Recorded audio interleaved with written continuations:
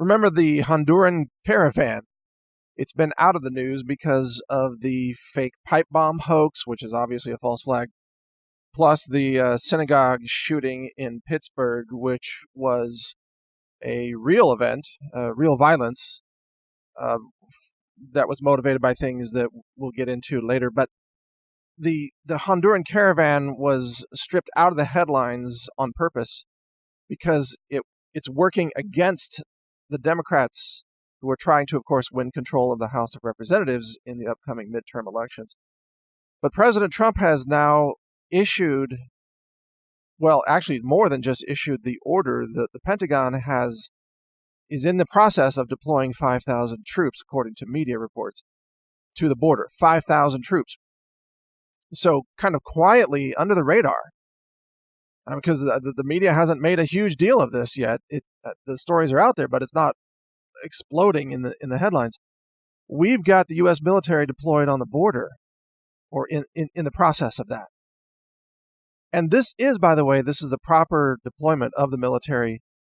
It's the role of the military to defend your borders against foreign invasions. And this caravan can only be described as a foreign invasion, even if you, like me, have compassion for people. We want to help people. We feel sorry for people who have difficult circumstances in their home countries. And yet, America can't accept every person in every country in the world who wants to leave their horrible local conditions. There are too many in the world. And the best way that we can help these people and others is to help spread liberty, democracy, economic freedom, help spread education and knowledge so that every country in the world might be a better place. That's actually the correct answer in all of this, not to just let 15,000 people invade the United States of America. We have a system for immigration. And as a nation, we have the right to determine who enters our country and who doesn't. And we have a largely merit-based system. So we get to decide who comes in, and we should attract those who are most qualified. And yet, what we're seeing now, Fox News reported that there's at least one convicted murderer who has joined the caravan because he knows that he's got a chance of getting into the United States as part of the refugee caravan. So a lot of violent criminals, you could imagine, will be joining this caravan or have already joined it because they think they're going to get political asylum and be able to enter the United States. Well, guess what?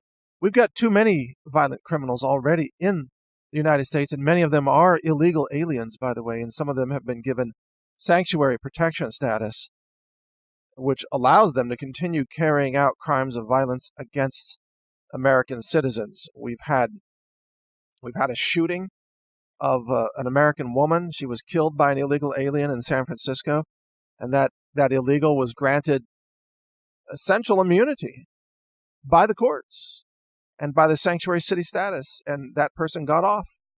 No punishment for shooting an American woman. And that's just one of many. There are hundreds of documented cases of illegals coming into the country, committing murder or dealing drugs or human trafficking or weapons violations, all kinds of law violations and posing a threat to the safety of society.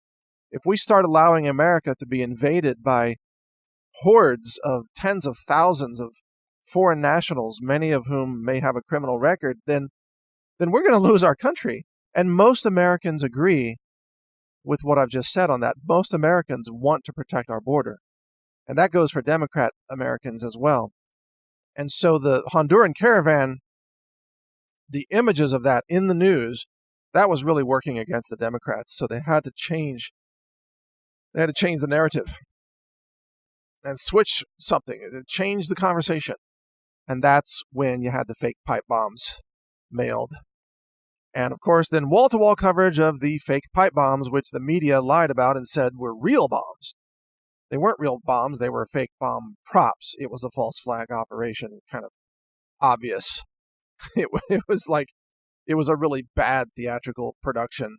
The bombs were fake. It was a horrible job even building fake bombs, and everything was too obvious. Even they discovered this perfectly wrapped van with all these images that were pro-Trump and pro-Pence and showing crosshairs over the face of Hillary Clinton. That van couldn't have survived a day driving around Miami, by the way. And yet somehow there it was, ready for the TV cameras.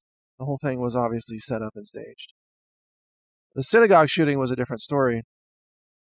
That was real violence, a real shooting, real people died, and I've already spoken at length about that and how much I denounce the Jew haters online, those who attack people for being Jewish, and I denounce those who are Nazi labelers, who just label everybody a Nazi if they don't like you. If you're a Trump supporter, they label you a Nazi. No, we are the ones, us Trump supporters, we are the ones who support Judaism, we support religious freedom, we support the Jewish people.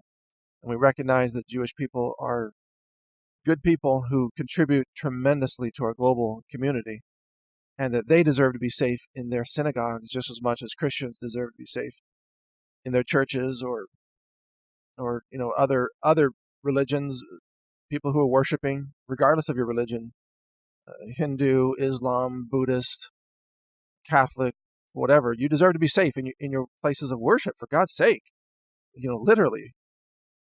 But anyway, I'm getting off topic. The point is that we have the right to defend our borders, and we should thank President Trump for protecting our borders and for deploying the military. And this is the proper role of the military. So the question I have is, what happens?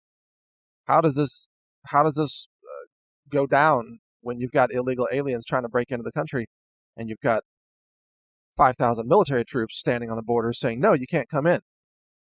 At what point does this turn to violence somehow?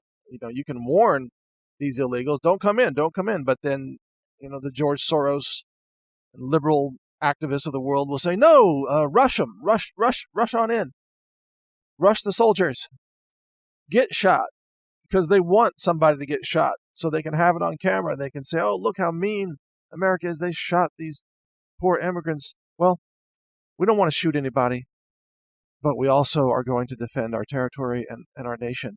And so the proper thing for these Honduran caravan participants to do is turn around and go home, because you're breaking the rules. This is not the way to enter America. You're not honoring the immigration system. You're not honoring the other immigrants who follow the rules and came into the country legally, and you have no claim to the pocketbook of the American people. You can't just walk in and say, I demand the right to vote. I demand endless entitlements. Give me food stamps and welfare, free housing, free health care. No, it doesn't work that way. Turn around and go home, or our soldiers will, one way or another, probably stop you. And that's the way it's got to be. That's how you defend your nation. Same way you defend your home. You got a front door, you lock the door. You get to tell people who gets to come in and who doesn't. And you can't just have 15,000 people show up at your front door and say, we demand to come into your house and clear out your fridge and eat your food and sleep in your bed and, everything else. No, you get to say no because it's your house. Same thing with America. We get to say no because it's our country, not the Hondurans. So follow more of this at my website, newstarget.com, or check out migrants.news. Thanks for listening. Learn more at healthrangerreport.com.